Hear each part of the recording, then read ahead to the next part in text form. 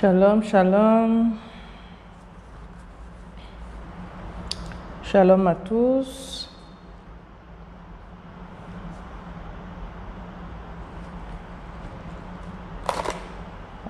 Shalom. Est-ce qu'il y a quelqu'un qui est connecté? Nous voulons parler rapidement de certaines choses.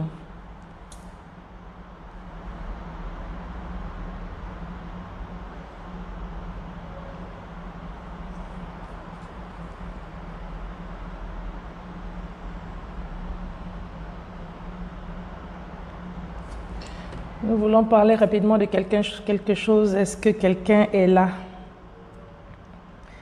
Est-ce qu'il y a quelqu'un qui est connecté? Si vous êtes connecté, faites signe.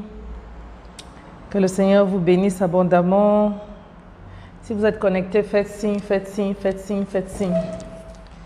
Faites signe, faites signe. On veut parler un peu rapidement de certaines choses qui sont très importantes pour le royaume des cieux.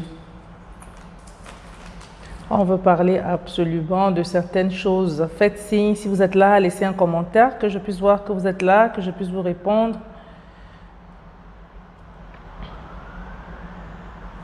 Kevin, Armel, Christian, mettez des cœurs, invitez les personnes qui ne sont pas encore connectées. C'est de l'Académie des prières qui ne sont pas encore là.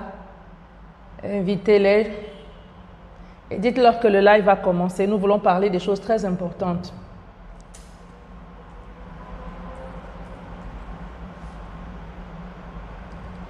Nous voulons parler des choses très importantes. Je ne vais pas mettre long en ligne, je ne vais pas durer en ligne, mais je voudrais parler de quelque chose qui me tient à cœur parce que j'ai reçu un message d'un membre, d'une personne qui a demandé une invitation sur l'Académie de prière et qui avait été acceptée à l'Académie de prière et qui avait fait un commentaire.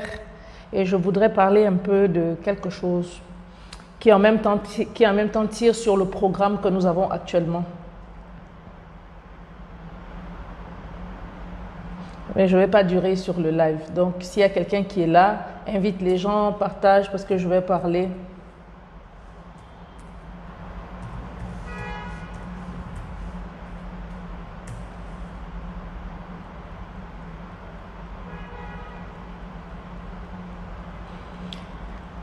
Je vois que nous sommes 4.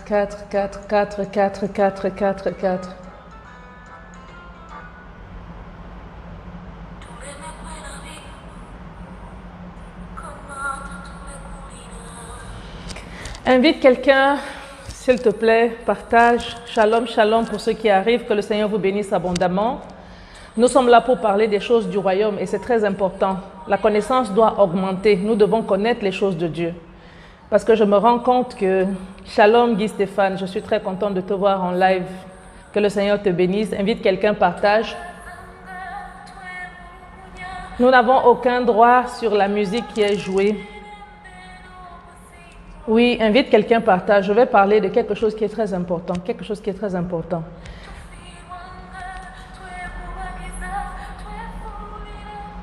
Nous sommes encore 5. Si nous atteignons au moins 10, je vais commencer à parler. Je ne veux pas durer sur le live. Je ne veux vraiment pas durer. Donc, invite quelqu'un. Si tu es dans l'Académie de prière sur Telegram, invite quelqu'un, partage le lien sur l'Académie de prière. Voilà, nous sommes 6. Je ne vais pas mettre long en ligne, mais je vais parler de quelque chose qui est très, très, très, très important. Shalom, shalom, que le Seigneur vous bénisse. Je suis contente de vous avoir en ligne. Que le Seigneur vous bénisse. Oui, invite tous les frères Bonkungu. Dites-leur que maman est en ligne, maman est en live. Qu'ils se connectent. Merci, partagez, mettez les cœurs, mettez les cœurs, mettez les cœurs, mettez les cœurs. Vous devez vous habituer au live parce qu'on va partager de plus en plus des petits lives pour la connaissance générale. Pour la connaissance générale. Shalom, shalom, pasteur Jean-Paul. Je suis très honorée que le Seigneur te bénisse où tu es dans le précieux nom de Jésus-Christ de Nazareth. Shalom. Shalom Alphonse, comment tu vas? Que le Seigneur te bénisse abondamment dans le nom de Jésus. Nous attendons encore un peu, Merci. Mettez les cœurs, mettez les cœurs, mettez les cœurs dans la vidéo, mettez les cœurs. Voilà. Il est très important pour les enfants de Dieu d'avoir la connaissance. Alléluia. C'est très important. La Bible dit que mon peuple périt parce qu'il lui manque la connaissance. La Bible dit que mon peuple périt parce qu'il lui manque la connaissance. Le plus important, c'est que les gens aujourd'hui ont mélangé toutes les connaissances. Les fausses connaissances, les vraies connaissances. Et parce qu'aujourd'hui, dans la maison de Dieu, il y a beaucoup de serviteurs de Dieu, il y a beaucoup d'enfants de Dieu, il y a beaucoup d'hommes de Dieu. Shalom Marius, oh, enchantée de te voir là, je suis très contente. Parce qu'il y a beaucoup d'hommes de Dieu dans la maison de Dieu, il y a beaucoup de servants de Dieu, alors tout le monde dit n'importe quoi et chacun raconte ce qu'il veut au nom du Saint-Esprit. On entend vraiment des vertes et des pas mûres et on entend et des vérités et des mensonges. Bonjour Joe, comment tu vas? Joe Kevins, que le Seigneur te bénisse depuis Haïti, que le Seigneur te bénisse. Donc, on entend n'importe quoi et c'est comme ça que tout le monde a le droit et donc vient te parler au nom de Jésus-Christ. Ah, je viens te parler au nom de Jésus, l'Esprit de Dieu m'a dit ceci, le Saint-Esprit m'a dit cela. Chacun raconte n'importe quoi et les enfants de Dieu sont perdus. On a beaucoup de bases doctrinales qui sont attaquées, on a beaucoup de dogmes qui sont mis sur pied. Il est très important pour nous de comprendre qu'il y a une différence entre la religion, il y a une différence entre même la chrétienté et les choses spirituelles. Alléluia. Il est très important pour nous de comprendre qu'il y a une différence entre la chrétienté et les choses spirituelles. Les choses spirituelles sont du domaine de l'esprit. Les choses spirituelles sont du domaine de l'esprit. Il y a beaucoup de personnes qui se disent spirituelles, il y a beaucoup de personnes qui se disent pasteurs, évangélistes, prophètes, apôtres qui ne maîtrisent pas du tout le règne de l'esprit. Shalom Daniel, que le Seigneur te bénisse abondamment. Shalom Christy, merci d'être là en direct. Que le Seigneur vous bénisse abondamment. Donc il y a beaucoup de personnes qui se disent être des êtres spirituels qui n'ont même pas la connaissance des choses spirituelles. Très peu de personnes. Nous ne voulons pas nous vanter, nous ne voulons pas dire que nous avons des capacités plus que les autres, mais nous croyons que tout est grâce. La grâce que le Seigneur nous fait d'avoir un minimum de connaissances. Et aujourd'hui, je voudrais parler de quelque chose qui est très important. Je voudrais plus poser des questions et je voudrais plus amener les uns et les autres à la méditation. Alléluia. Nous avons commencé dans l'académie de prière un programme, nous avons commencé avec la repentance générale, nous avons pris une repentance très profonde, nous avons pris une repentance très forte pendant pratiquement 7 jours. Ensuite, nous sommes allés sur les malédictions. Nous avons, je crois, pris 3 types de malédictions déjà, les malédictions de fondation, et notamment les auto-malédictions et les malédictions qui ont été relâchées par les parents. Shalom, servante de Dieu, Maman Ténéla, que le Seigneur te bénisse, je suis contente de te voir en ligne. Donc je vais essayer de ne pas vous garder longtemps, je vais vraiment aller en marathon, mais je voudrais juste pouvoir dire certaines choses qui je le pense sont très importantes. Parce qu'aujourd'hui, beaucoup de personnes te demandent que oh, est-ce qu'en tant qu'enfant de Dieu, tu es né de nouveau? Est-ce que tu as besoin de délivrance? Est-ce qu'en tant qu'enfant de Dieu, tu es né de nouveau? Est-ce que tu as besoin de briser les malédictions? Est-ce que le travail fini de la croix ne te donne pas d'être une nouvelle créature et que ces malédictions sont brisées dans ta vie? Est-ce que beaucoup de choses? Donc les gens se posent des questions et d'autres posent des questions sincèrement parce qu'ils veulent savoir, mais d'autres posent des questions ils ont derrière un esprit de dispute. Ils veulent discuter, ils veulent argumenter. La première des choses que je vais prendre, c'est un fait réel. La première des choses que je vais prendre, c'est un fait réel. Nous avons des enfants de Dieu qui sont dans la maison de Dieu. Nous avons des personnes qui sont dans la maison de Dieu. Shalom, shalom, merciful, divine, que le Seigneur te bénisse. Il y a des personnes qui sont dans la maison de Dieu depuis longtemps, qui sont arrivées dans la maison de Dieu, mais qui n'expérimentent pas la gloire de Dieu, qui n'expérimentent pas la main de Dieu, qui n'expérimentent pas un progrès dans leur vie. Est-ce à croire que ces personnes qui sont nées de nouveau ne sont pas vraiment nées de nouveau? Est-ce qu'on peut croire que ces personnes qui sont nées de nouveau ne sont pas vraiment nées de nouveau et qu'elles ont fait semblant de naître de nouveau? Pourquoi est-ce que leur vie ne progresse pas? Pourquoi est-ce qu'elles n'avancent pas? C'est la question que je vous pose, vous qui êtes en ligne. Si vous êtes là, vous pouvez me dire pourquoi est-ce que leur vie n'avance pas? Tu es né de nouveau, tu as reçu le baptême du Saint-Esprit, tu parles en langue. Pourquoi est-ce que ta vie n'avance pas? Pourquoi est-ce que les choses se font difficiles dans ta vie? Alléluia. Parce qu'il lui manque la connaissance. Pourquoi les choses se font difficiles dans ta vie? Pourquoi est-ce que tu ne vois pas la main de Dieu? Pourquoi est-ce que tu ne vois pas la main de Dieu? Pourquoi est-ce que tu ne vois pas la main de Dieu? Répondez-moi, nous sommes en live, je veux que quelqu'un puisse participer avec moi. Dites-moi, pourquoi est-ce que les gens viennent dans la maison de Dieu, ils donnent leur vie à Jésus, ils sont baptisés dans le Saint-Esprit, ils vivent dans la sanctification, mais ils ne voient pas de changement visible dans leur vie. Qu'est-ce qui se passe? Qu'est-ce qui se passe exactement? Qu'est-ce qui se passe? Est-ce à croire que le Seigneur Jésus-Christ n'a pas fait tout ce qu'il avait à faire? Je veux savoir. Bonjour Udmila, que le Seigneur te bénisse. Shalom d'où tu es. Ça, c'est la première des questions que je pose. Nous avons aussi vu dans la maison de Dieu des personnes qui arrivent. On a vu même des hommes de Dieu qui partent, qui se font même manger dans la sorcellerie. On a vu. Si tu n'as pas encore vu, nous on a vu. On a vu des enfants de Dieu se faire attaquer par la sorcellerie familiale. On a vu des enfants de Dieu se faire bouffer par la sorcellerie familiale. On a vu des pasteurs, on a vu des hommes de Dieu, des serviteurs de Dieu arriver dans des zones où la sorcellerie était tellement intense qu'en voulant s'imposer comme enfants de Dieu parce qu'ils n'avaient pas le gabarit spirituel, les sorciers se sont attaqués à eux. Quelque temps après, maladie sur maladie, ces personnes sont mortes. Qu'est-ce qui se passe? Qu'est-ce qui se passe? Marius dit l'ignorance des lois divines. Alléluia. L'ignorance des lois divines. Pourquoi est-ce qu'on pense que le blocage des malédictions familiales, pourquoi est-ce qu'on pense que quand on est dans la maison de Dieu, quand on a donné sa vie à Jésus, on n'a plus besoin de quoi que ce soit, on n'a plus besoin de rien faire? Alléluia. Pasteur Jean-Paul dit, après la résurrection de Lazare, il fallait le délier, le laisser aller.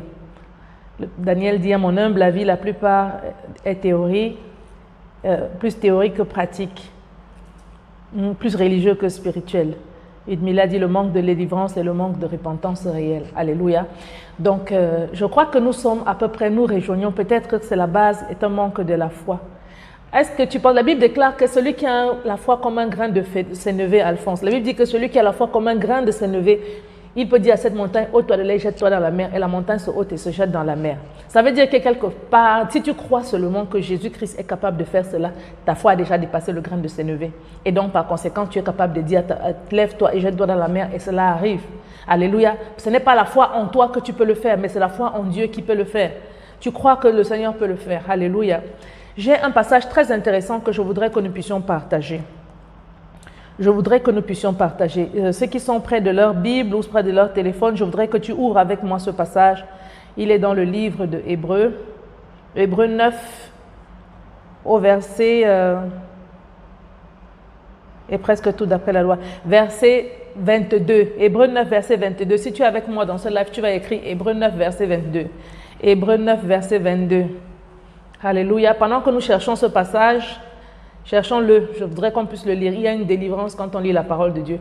J'avais dit ici là, que la délivrance, par exemple pour les malédictions, que la malédiction c'est une parole, maledicere, on dit en latin maledicere, qui vient de mal parler.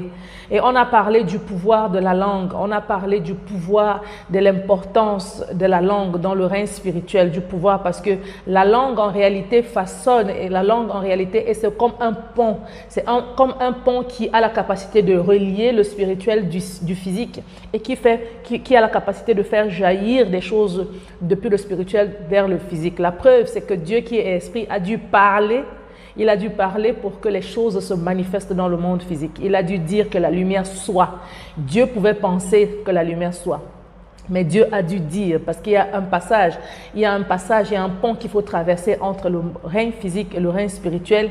Alléluia. Merci de poster le passage. Shalom, shalom, Kevin Armel.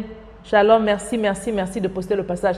Il y a un pont qu'il faut franchir entre le règne spirituel et le règne physique. C'est pourquoi nous avons besoin de la parole, parce que la parole est créatrice. Avant toute chose, la bouche ne nous a pas été donnée pour manger. La bouche nous a été donnée pour créer. La bouche ne t'a pas été donnée pour manger, ni pour faire le commérage, ni pour faire je ne sais pas quoi, mais la bouche t'a d'abord été donnée pour créer. C'est le premier rôle pour lequel le Seigneur te donne la bouche et l'usage de la parole.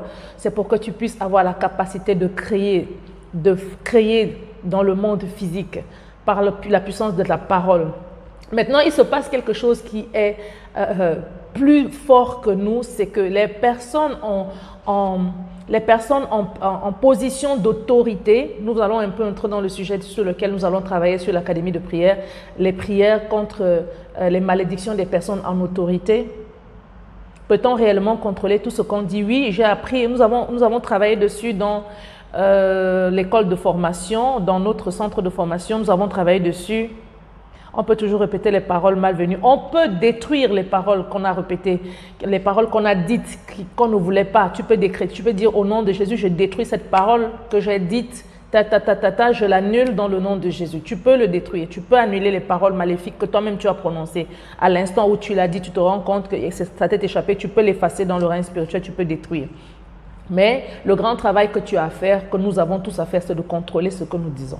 Contrôler ce qui sort de nos bouches, parce que n'importe comment notre bouche façonne le monde spirituel et façonne le monde physique et nous amène dans une réalité. C'est-à-dire, si tu as des choses que tu ne veux pas vivre et expérimenter dans ta vie demain, alors ne les dis pas dans ta bouche. Alléluia. Parce que quand tu les dis dans ta bouche, tu vas finir par les vivre parce qu'elles vont apparaître. Parce que la bouche, justement, va dégager par la parole une puissance qui va créer, qui va façonner cela. Et avec le temps, ça va se matérialiser dans le règne physique. Donc, j'étais en train de dire qu'il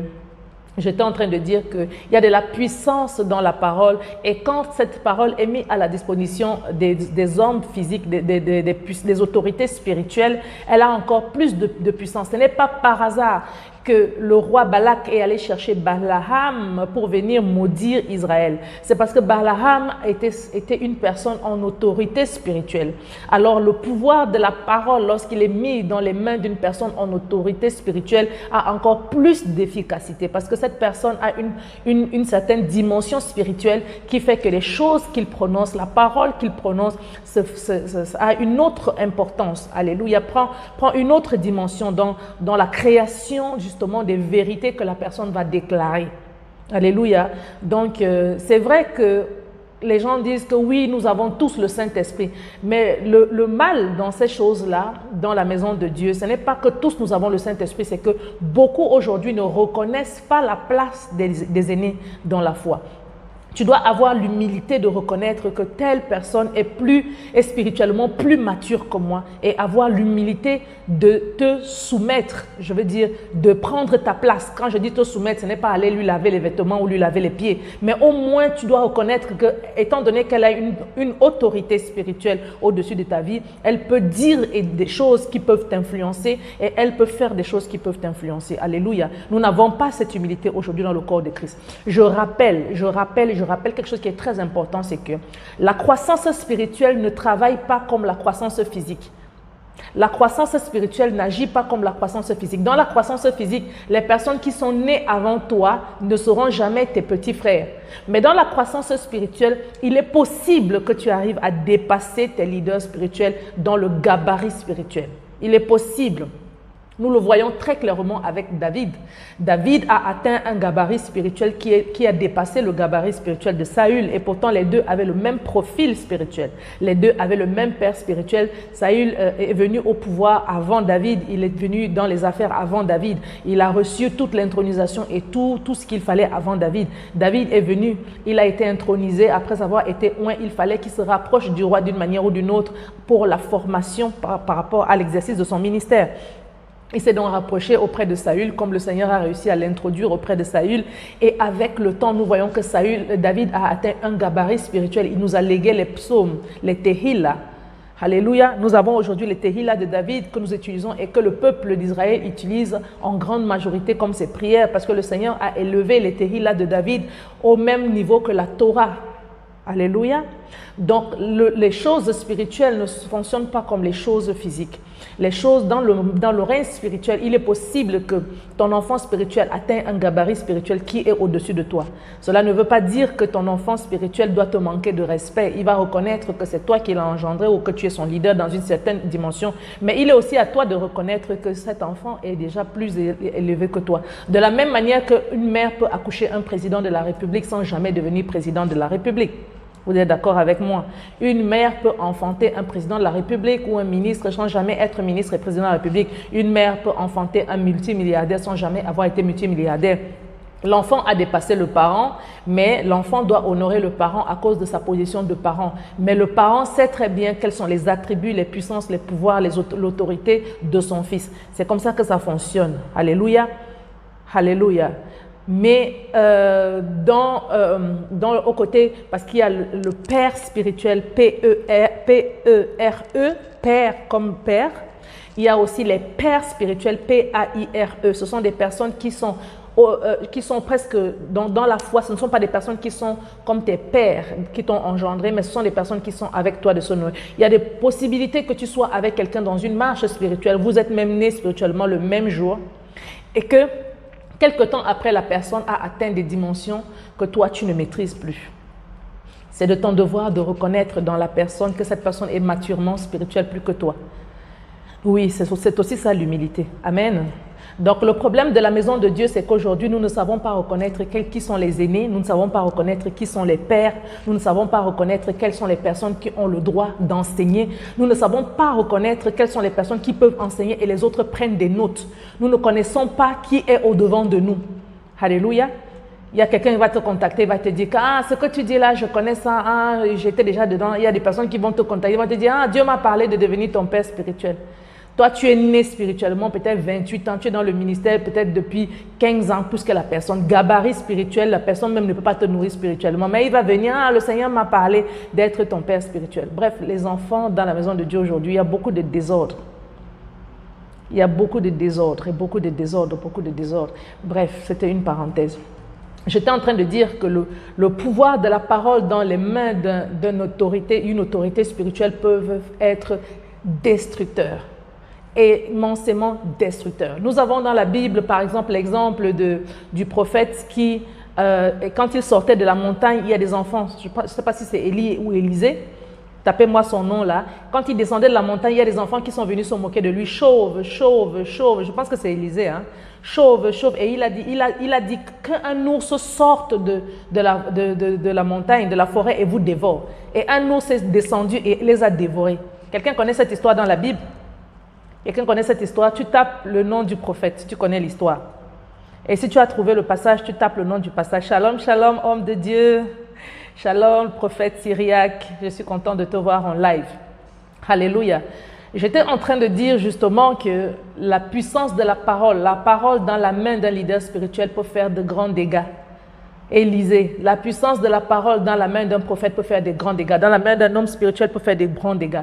Donc, quelqu'un va me demander, est-ce que tu peux être maudit, toi, enfant de Dieu? Oui, tu peux être maudit. Parce que si ton leader spirituel a déclaré une parole sur toi, je suis désolé, mais il va falloir que tu prennes la repentance, que tu lui demandes pardon à lui et que tu corriges ça. Tu es enfant de Dieu, certes, tu es né de nouveau, certes, mais je suis désolé de te dire qu'il y a de la puissance dans la voix d'un leader spirituel. Il y a de la puissance. Elisha, thank you, man of God. Thank you, maman. Il y a de la puissance. Il y a de la puissance dans la voix d'un leader. Il y a de la puissance dans la voix d'un leader. Il y a de la puissance dans la voix d'un leader. Donc, de savoir si tu es enfant de Dieu et tu peux être maudit, si une parole négative est relâchée dans le règne physique contre toi, elle va influencer le règne spirituel contre toi. Je répète, si une parole relâchée dans le règne physique par une autorité spirituelle, elle va n'importe comment influencer le règne spirituel en ta faveur, que ce soit positivement ou que ce soit négativement. Parce que le monde spirituel, c'est un monde de loi. Alléluia, c'est un monde de loi. Amen. Pour revenir rapidement à là où nous voulions venir, j'étais en train de dire que nous allons commencer ce soir à partir de minuit les prières contre toutes les malédictions qui ont été relâchées sur nos vies et qui proviennent des leaders spirituels. Nous avons déjà traité les malédictions qui ont été relâchées, qui proviennent de nos leaders dans la chair, donc nos pères physiques. Alléluia. Bien-aimés, ils disent, même si une malédiction n'est pas justifiée, est-ce qu'elle va te suivre quand même? Il y a plusieurs types de malédictions. Il y a les malédictions qui sont simples et les malédictions qui sont relâchées sur les autels. Une malédiction qui est relâchée sur un autel va te suivre. C'est pour ça que Israël étant béni, ayant reçu la bénédiction du roi des cieux, écoutez-moi très bien, Israël était béni, il avait reçu la bénédiction du roi des cieux, était dirigé et gouverné à l'époque par Moïse, qui était le premier président d'Israël, donc prophète dirigeants venant de Dieu. Mais regardez, quand le roi Balak veut maudire Israël, il ne cherche pas n'importe qui. Il va chercher une personne qui a le gabarit spirituel de Moïse. Alléluia. Et il va demander à cette personne, quand elle arrive, comprend que ce n'est pas un peuple qu'on peut maudire simplement par des paroles. Alors cette personne, ce leader spirituel Balaam, dit quoi? Il va bâtir 7 hôtels. Il va bâtir 7 hôtels. Il est même prêt à aller jusqu'à parler avec Dieu pour avoir l'approbation de maudire Israël. Donc la malédiction sur un autel va avoir une importance et une influence capitale sur ta vie, même si tu n'as pas péché, même si tu n'as rien fait. Est-ce qu'Israël avait offensé Balak? Non, Israël n'avait rien fait. Elle quittait de l'Égypte pour entrer dans la terre promise en passant par des territoires. Donc comment est-ce que ce roi voulait maudire Israël? Parce qu'il avait compris que tu ne peux pas battre militairement Israël en pleine journée si tu n'as pas battu spirituellement Israël. Et la seule manière pour mettre Israël à genoux, parce que la malédiction a une de ses vertus, c'est que la malédiction te fait trembler sur tes pieds, elle te donne de ne pas être affermi. Alléluia. Donc tu es toujours en défaite totale et constante et tu seras toujours vaincu. Donc il a compris qu'il fallait vaincre Israël spirituellement afin de pouvoir vaincre Israël physiquement. C'est pourquoi il fait venir un homme spirituel du gabarit du leader spirituel d'Israël à l'époque. On fait venir Balaam. Beaucoup de gens ne savent pas le gabarit spirituel qu'avait Balaam. Mais jusqu'aujourd'hui, la prière que Balaam avait faite à Dieu est encore écrite. Et le peuple d'Israël ne l'utilise tout simplement pas parce que Balaam était un dévin en fait. C'était un spiritualiste, c'était un spiritiste, c'était un sataniste. Donc, mais sinon, Balaam avait une connexion au point où il avait la capacité même de se connecter avec l'éternel Dieu. Vous voyez que Balaam parle avec Dieu et pourtant Balaam n'était pas prophète de Dieu. Il n'était pas prophète de l'éternel. Alléluia. Donc oui, quand elle est faite sur un autel, quand la malédiction est faite sur un autel, la malédiction va te prendre, que tu aies fait ou pas. La malédiction va te prendre, que tu aies fait ou pas. Et si l'homme de Dieu se tient sur l'autel de sa vie ou l'autel de son ministère pour parler contre ta vie, il faut faire très attention. Il faut faire très attention. C'est ce que les gens ne savent pas. Les gens ne le savent pas, malheureusement. Et beaucoup de personnes sont maudites. Et beaucoup de personnes sont maudites sans le savoir. La sagesse veut que tu ailles voir cette personne. Même quand tu sais que tu n'as pas raison, va voir la personne. Après, achète même un présent. Arrête l'orgueil. Va voir la personne, apporte le cadeau. Dis-lui que, papa, voilà, je t'ai apporté ce cadeau, je vais te demander pardon, tout ce que tu as dit et tout, et tout, et tout. Pardonne-moi. Tu as déjà rempli un principe. Tu lui as demandé pardon. Tu lui as apporté un présent. Maintenant, le Seigneur va toucher son cœur et il va dire, ok, je te pardonne. À partir de son pardon, même s'il n'a pas brisé la malédiction, toi, tu peux utiliser le pardon qu'il a sorti de sa bouche pour pouvoir briser la malédiction spirituellement. Alléluia. Donc, nous allons lire quelque chose. Je veux nous amener dans les hauteurs spirituelles. Je veux nous amener dans les hauteurs spirituelles parce que beaucoup de gens, très peu de personnes comprennent les choses de l'esprit. On est fatigué de ça. Moi, maintenant, excusez-moi, je te bloque parce que je veux travailler avec ceux qui veulent travailler. Je ne suis pas là pour perdre mon temps. Nous avons beaucoup de choses à faire et nous avons des objectifs à atteindre devant la face de Dieu. Donc, si tu comprends les choses de Dieu, tu avances. Si tu ne veux pas comprendre, tu viens dans un esprit de dispute. Si le Seigneur me demande de te laisser, je te laisse, mais la plupart du temps, je te bloque parce que je n'ai pas le temps à perdre. Si tu crois que l'Esprit de Dieu me parle comme il te parle à toi, c'est gloire à Dieu pour ta vie, alors cherche la grâce de Dieu ailleurs. La Bible dit que Jésus-Christ même n'a pas été envoyé pour tout le monde. Jésus-Christ est venu pour des personnes spécifiques. C'est après le départ de Christ que les apôtres ont commencé à gagner une grande majorité. Et c'est même plus tard que l'apôtre Paul est allé vers Corneille et que les païens ont été gagnés. Donc moi-même, je n'ai pas été envoyé vers tout le monde de la même manière que vous, en tant qu'homme de Dieu, vous n'êtes pas envoyé pour tout le monde. Donc il ne faut pas venir me faire porter des fardeaux que je ne connais pas. Nous voulons monter dans le règne spirituel. Allez, nous lisons dans le livre de Hébreux 9 au verset 23. La Bible dit, commençons au verset 22, « Et presque tout, d'après la loi, est purifié avec du sang. Et sans effusion de sang, il n'y a pas de pardon. » Je relis. Et presque tout, Hébreux 9, 22, et presque tout d'après la loi est purifié avec du sang et sans effusion de sang, il n'y a pas de pardon. Ici, on on rappelle à la mémoire le sacrifice de Christ à la croix pour nous. Et on dit, sans le sacrifice de Christ à la croix, si son sang n'avait pas coulé, il n'y aurait pas eu pardon. Il a fallu que le sang de Jésus-Christ coule à la croix de Golgotha pour que le pardon soit nécessaire. Et qui dit pardon parle de justification avec. Alléluia.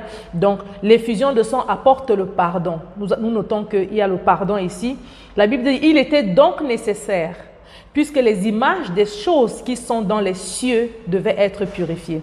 Lisez-moi ce passage. Il était donc nécessaire, puisque les images des choses qui sont dans les cieux devaient être purifiées de cette manière. Quelles images, quelles choses dans les cieux devaient être purifiées? Donc vous voyez ici que Christ est déjà mort. Il dit que, nous allons lire plus tard, dans le verset 24, on dit que, excusez-moi, je lis même rapidement. Il dit, car Christ n'est pas entré dans le sanctuaire fait de main d'homme en imitation du véritable, mais il est entré dans le ciel même. Je lis dans une autre version. Dans une autre version, il est dit, il est entré dans un sanctuaire fait par Dieu. Alléluia. Dans le tabernacle céleste. Il dit, afin de comparaître pour nous devant tous. Ça veut dire quoi? Christ est entré dans le tabernacle. Dans un passage toujours dans le même verset, au chapitre 9, au chapitre 10, on dit, il est entré avec son sang. Il a traversé le tabernacle fait des mains de Dieu lui-même, pas fait des mains d'homme, avec son sang. Alléluia. On dit au verset 23, il était donc nécessaire, puisque les images des choses qui sont dans les cieux devaient être purifiées. On dit en plus bas que, de cette même manière, les choses célestes elles-mêmes devaient être purifiées par des sacrifices plus excellents. On fait référence ici au sacrifice de Moïse. On fait référence ici au sacrifice des bêtes. On dit le sacrifice de Moïse et le sacrifice des bêtes ne pouvaient pas purifier les choses célestes. Quelles choses célestes? Quelles choses célestes? Quelles choses célestes devaient être purifiées par le sang de Jésus? Et quelle est l'image des choses qui sont sur la terre qui devaient être purifiées dans les cieux? Beaucoup de gens ne comprennent pas que la mort de Christ est en réalité uniquement le commencement de beaucoup de choses. La mort de Christ met à disposition le sang de Christ et met à disposition certaines lois et certains accords, un nouveau traité spirituel qui donne maintenant l'accord aux êtres humains de pouvoir rentrer dans une autre dimension. On voit très bien ici que le sang de Christ, ici, ils disent que puisqu'il est donc nécessaire que les images des choses qui sont dans les cieux devaient être purifiées. Donc, après la mort de Christ, ce n'est pas la mort de Christ qui a purifié ces choses. Ce n'est pas la mort de Christ qui a purifié ces choses. Mais la mort de Christ a rendu disponible le sang de Jésus. Et c'est par le sang de Jésus-Christ maintenant que ces choses devaient être purifiées. Donc nous voyons ici que la mort de Christ en réalité donne la possibilité, introduit un nouveau type de travail spirituel, une nouvelle dimension du travail spirituel. Alléluia. Je ne vais pas rentrer dans les textes hébreux pour savoir quel est le mot qui a été utilisé pour purification. Je suis sûre que si je rentre dans le texte hébreu, je vais me rendre compte que le mot qui a été utilisé pour purification a aussi trait avec le même mot qui veut dire délivrance. Alléluia. Donc ça veut dire que la mort de Christ, il dit que quelqu'un peut me lire ça, quelqu'un peut me lire ça. Collez-moi et postez-moi ce passage-là, Hébreux 9, versets 22 à 23. Presque tout d'après la loi est justifié. D'abord, quelle loi même? Quelle loi? Presque tout d'après la loi est purifié. On va penser que c'est la loi de Moïse. Ce n'est pas la loi de Moïse. Parce que quand Moïse arrive, lui-même il dit que, Moïse dit aux Israélites que voici le sang de la nouvelle alliance.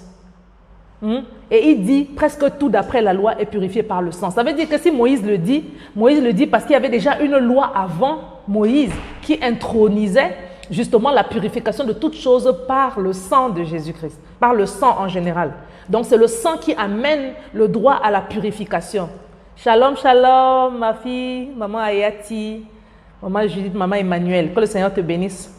Merci d'être connecté, merci d'être connecté. Donc, il y a des lois qui sont des lois spirituelles, qui ne viennent pas avec les dispensations. Les gens doivent comprendre qu'il y a des lois qui sont des lois spirituelles qui ne viennent pas avec des dispensations. Nous avons eu la dispensation de la conscience. Nous avons eu la dispensation des gouvernements humains. Nous avons eu les dispensations de la promesse. Nous avons eu la dispensation de la loi par Moïse. Nous avons eu les dispensations de la grâce. Nous avons eu les dispensations. Nous allons avoir d'autres dispensations. Certainement une dernière dispensation qui va venir après, avec Christ, avant à la fin des temps. Alléluia. Mais je veux dire qu'il y a des lois qui sont des lois éternelles. Jésus-Christ est venu, il a dit, je ne suis pas venu abolir la loi, je suis venu l'accomplir. Il est venu l'accomplir, il est venu accomplir la part qu'il avait afin de nous introniser dans une autre dimension.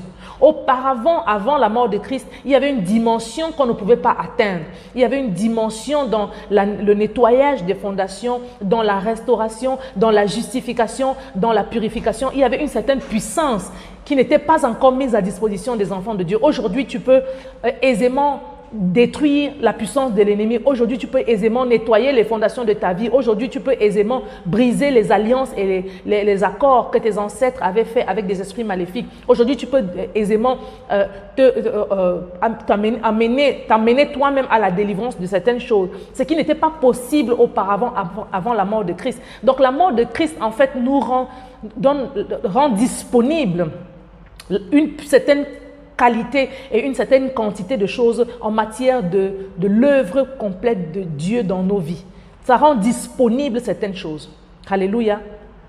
Ça rend disponible certaines choses. Mais je vous fais lire ce passage pour vous faire comprendre que la mort de Christ n'a pas purifié les choses qui sont dans les cieux.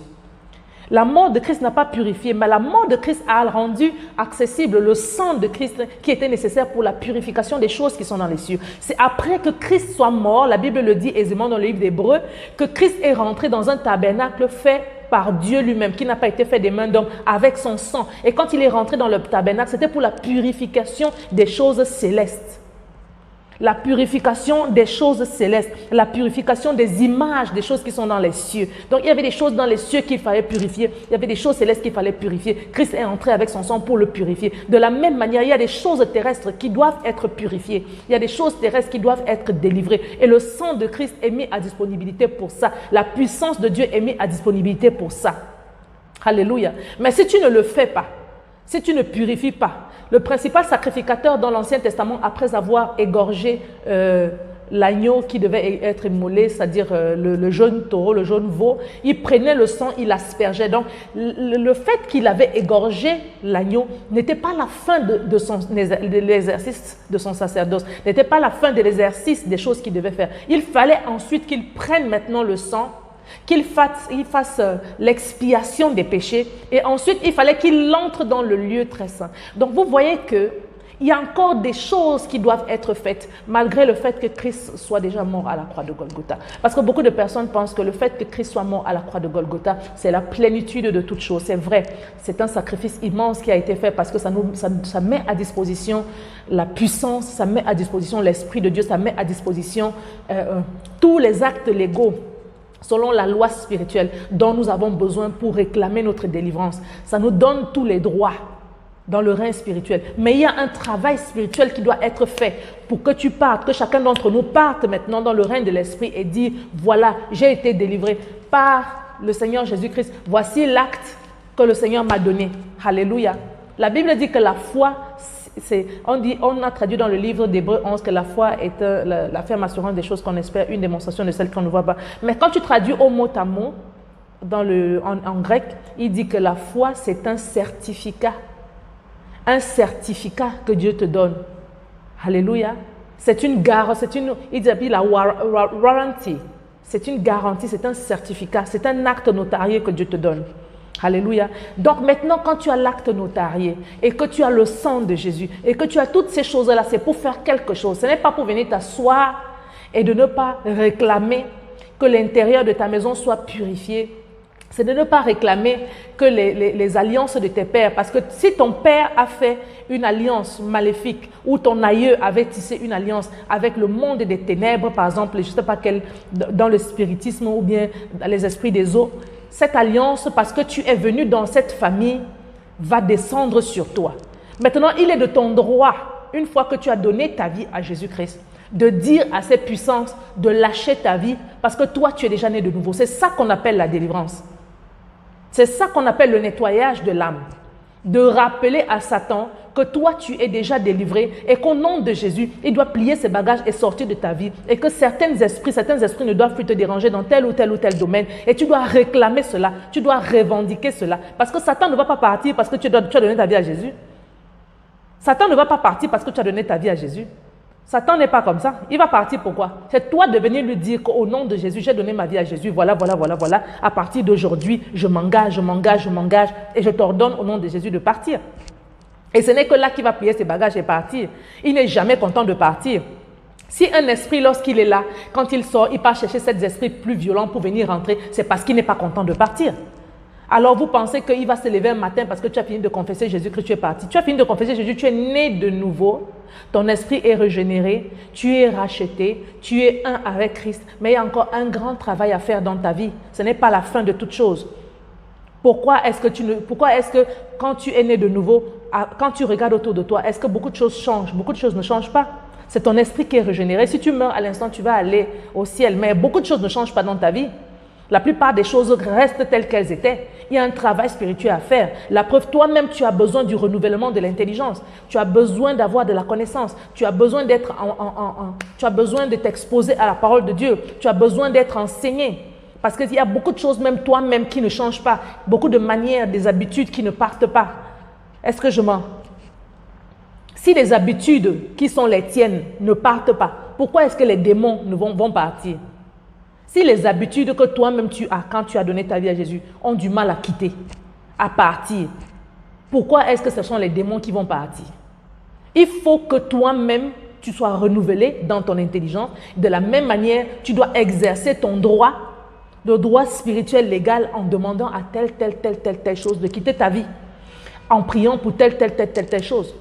Est-ce que c'est trop demander aux enfants de Dieu de faire la purification de leur vie? Si Christ est entré dans le tabernacle céleste avec le sang, son propre sang, pour faire la purification des choses célestes, est-ce que c'est trop demander pour un enfant de Dieu de faire la purification de sa vie? Des doctrines, des dogmes qui naissent par-ci, par-là. Oh, la délivrance n'existe pas. Oh, le nettoyage de l'âme n'existe pas. Oh, Christ a fait ceci. En tout cas, c'est le choix de chacun. Hein? C'est le choix de chacun. Celui qui veut prier pour sa vie, qui veut prier pour la délivrance de son âme, qui veut prier pour la purification de son être, de son homme intérieur, il fait. Celui qui ne veut pas, il reste avec. Alléluia. Il reste avec. La Bible dit une histoire très poignante. Il y a le pauvre Lazare qui était devant la maison de l'homme riche. Il a galéré, Lazare. Il était malade. Il avait des abcès partout. Il avait des furoncles, des vers de terre sur lui. Je veux dire quoi? Pas les vers de terre, mais les asticots sur ses blessures. La Bible dit que c'est les chiens qui venaient lécher ses plaies. Tellement, c'était pas beau à voir. Et pourtant, Lazare était enfant de Dieu. Lazare était enfant de Dieu. Moi, j'ai beaucoup de questions qui me passent à l'esprit. Il y a beaucoup de questions qui me passent à l'esprit. Pourquoi Lazare n'est pas allé être mendiant devant le temple?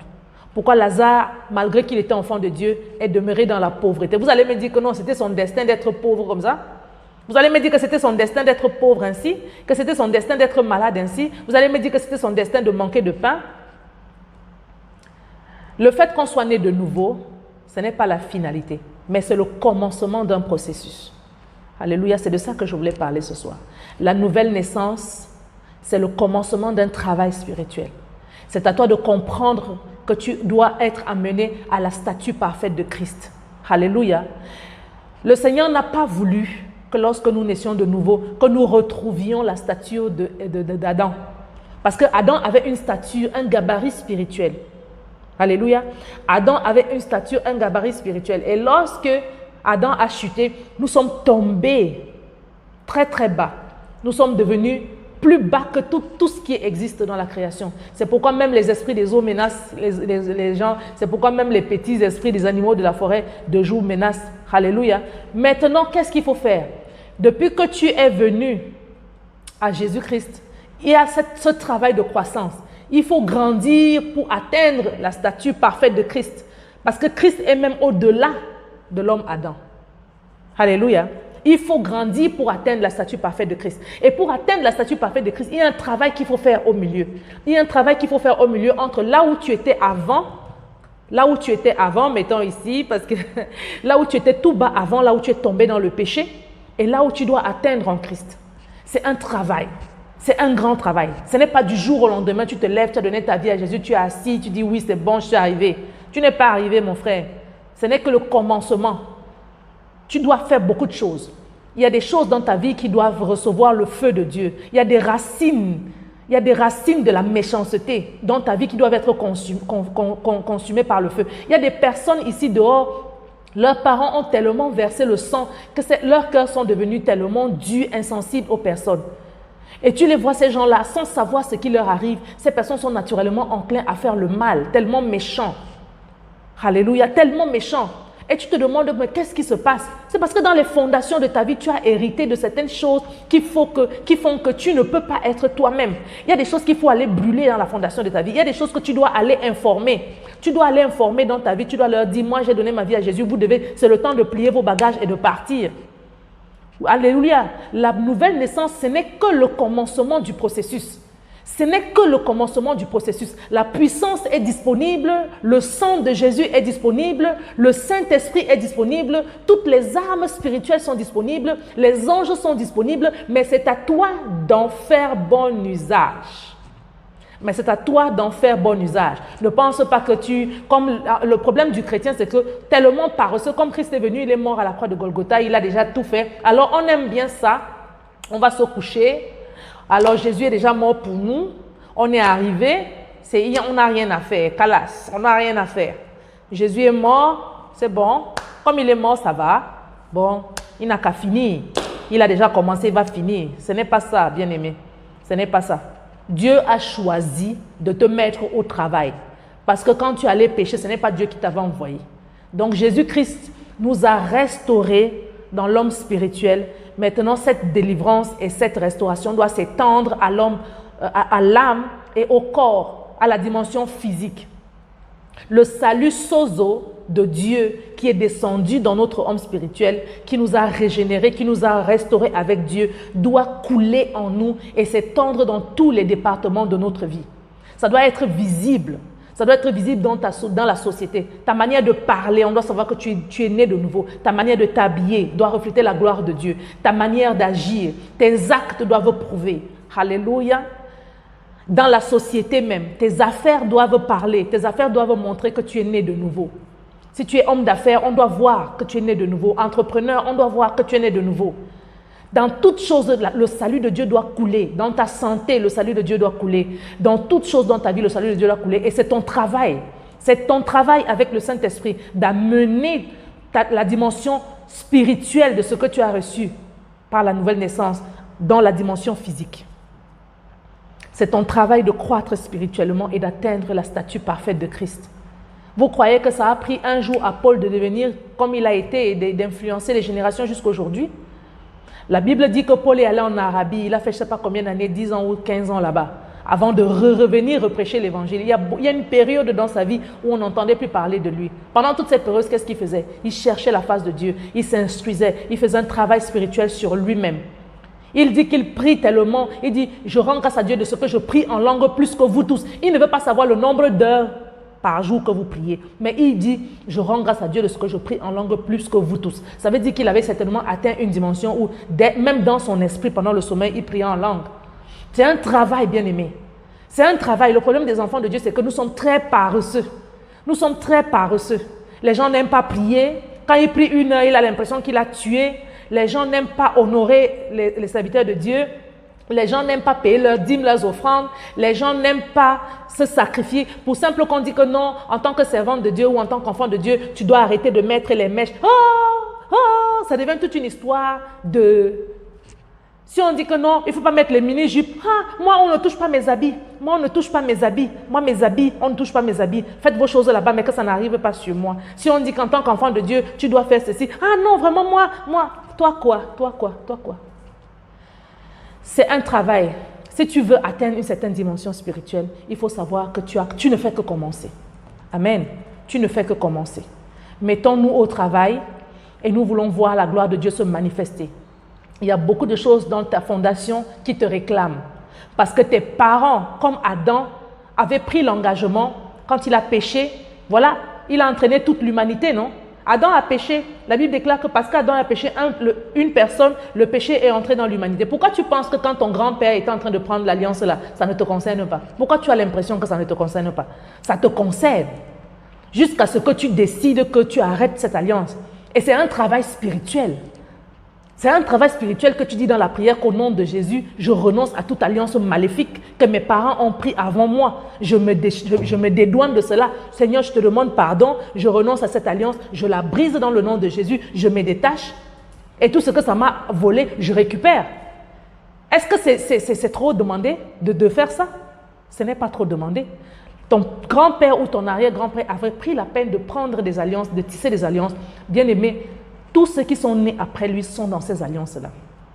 Toi, maintenant, tu es venu à Jésus. Tu dois briser cette alliance et restaurer ton alliance avec Dieu pour toi et tes générations futures. Si tu ne fais pas ce travail, sache que l'alliance-là va continuer d'agir sur toi et sur tes générations futures. C'est comme ça. Ce sont des lois spirituelles. Donc, que quelqu'un ne vienne pas vous mentir en vous disant que non, le sang de Jésus-Christ à la croix de Golgotha, le sacrifice de Christ, c'est la plénitude de toutes choses. C'est le commencement. C'est le commencement. C'est la disposition de pouvoir. C'est la disponibilité de puissance. C'est la disponibilité du Saint-Esprit. C'est la disponibilité de la grâce. C'est la disponibilité de la gloire. Mais c'est le commencement. Et Dieu compte sur toi et sur moi pour faire ce travail. Donc, je pense que j'en ai terminé pour aujourd'hui. Alléluia, j'en ai terminé pour aujourd'hui. Je voulais simplement dire à quelqu'un, ne te laisse pas embobiner l'esprit par ceux-là qui vont venir, les envoyés de Satan, là, les suppôts de Satan qui vont venir te dire non, tu es déjà né de nouveau, tu n'as pas besoin de prière, tu es déjà né de nouveau, tu ne peux pas renoncer aux alliances maléfiques, tu es déjà né de nouveau, tu ne peux pas détruire les identités maléfiques de ta vie, tu es déjà né de nouveau, tu ne peux pas faire ceci parce que le sang de Christ à la croix a fait ceci, c'est des histoires. La Bible dit très clairement dans le livre de Hébreux 9 que lui-même Jésus-Christ a pris son sang pour aller purifier les choses qui étaient dans les cieux, qui ont besoin de purification. Ça veut dire que son sang à lui-même, il a encore entré, il allait terminer le travail qu'il avait commencé au ciel. Si lui, il allait terminer un travail, pourquoi toi, tu ne termineras pas le travail sur ta vie? Ce n'est pas terminé. Alléluia. Nous nous retrouvons tout à l'heure dans 1h30, 2h, 1h30 pour l'académie de prière. Ce sera minuit, heure de Dubaï. 21h, heure du Cameroun, je crois, et je crois 16h, heure des Antilles. Et donc voilà, préparez-vous, parce qu'on va mettre le feu, on va mettre le feu au nom puissant de Jésus-Christ. Je vous aime énormément dans le nom de Jésus. Shalom, shalom. Au revoir à tous. Je vous aime dans le nom de Jésus-Christ.